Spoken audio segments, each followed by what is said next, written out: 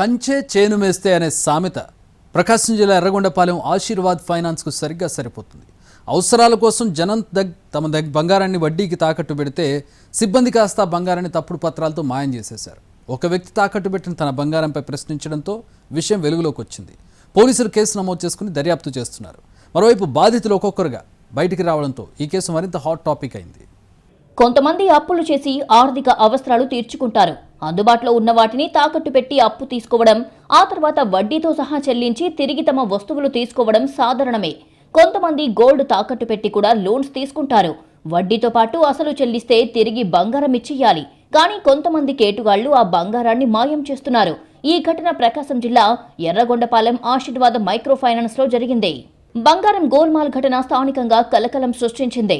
తాము తాకట్టు పెట్టిన బంగారాన్ని నకిలీ పత్రాలతో ఆశీర్వాద మైక్రో ఫైనాన్స్ సిబ్బంది మాయం చేశారని బాధితుడు రాజశేఖర్ ఆరోపించారు. పుల్లల చెరువు మండలం ఐటీవరం గ్రామానికి చెందిన చేవూరి రాజశేఖర్ కుటుంబం అవసరాల కోసం 118 గ్రాముల బంగారం తాకట్టు పెట్టి డబ్బు తీసుకున్నారు. బంగారం విడిపించుకోవడానికి వెళితే ఫైనాన్స్ సిబ్బంది గడువు పూర్తవడంతో బంగారాన్ని వేలం వేశామని చెప్పడంతో షాక్ అయ్యారు. నోటీసులు ఇవ్వకుండా గడువు తీరక ముందే బంగారం ఎలా అమ్మేస్తారని ఫైనాన్స్ సిబ్బందిని ప్రశ్నించారు. కానీ వారి నుంచి సరైన సమాధానం రాలేదు. దీంతో రాజశేఖర్ తన బంధువులతో కలిసి పోలీస్ స్టేషన్ కు వెళ్లి ఫిర్యాదు చేశారు. ఈ కేసులో రంగంలోకి దిగిన పోలీసులు ఎర్రగొండపాలెంలోని ఆశీర్వాద మైక్రో ఫైనాన్స్ కు చేరుకున్నారు. కానీ పోలీసులను చూసి సిబ్బంది గేటు మూసేశారు. తమదైన శైలిలో పోలీసులు హెచ్చరించడంతో ఫైనాన్స్ సిబ్బంది గేటు తీయాల్సి వచ్చింది.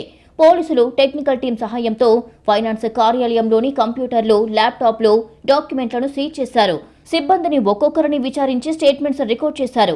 నకిలీ పత్రాలు సృష్టించి బంగారం మాయం చేశారా అనే కోణంలో విచారణ జరుగుతున్నట్లు పోలీసులు చెబుతున్నారు. 101 గ్రామ్ పెట్టి 4,30,000 తీసుకున్నాం.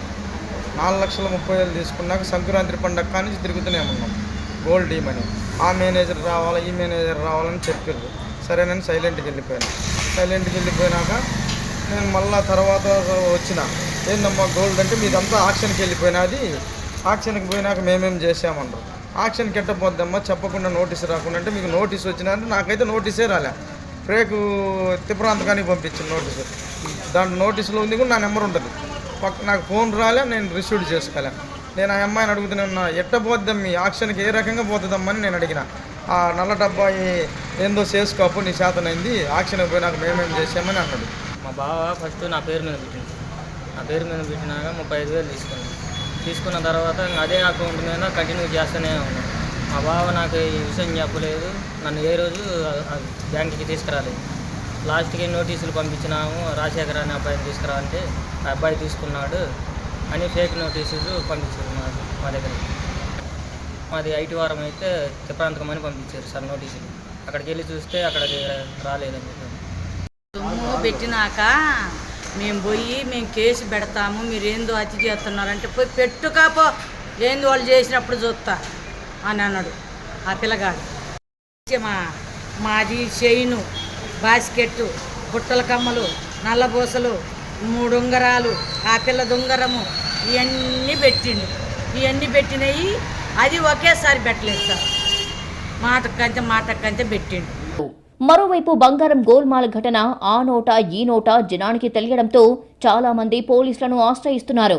తమ బంగారం కూడా ఆశీర్వాద ఫైనాన్స్ లో తాకట్టు పెట్టాం, పరిశీలించండి అని కోరుతున్నారు. అంతేకాదు ఎర్రగొండపాలెం బంగారం గోల్మాల్ కేసు ఫైనాన్స్ రంగంలో జరుగుతున్న లోపాలపై మరోసారి ప్రశ్నలు లేవనెత్తుతోంది.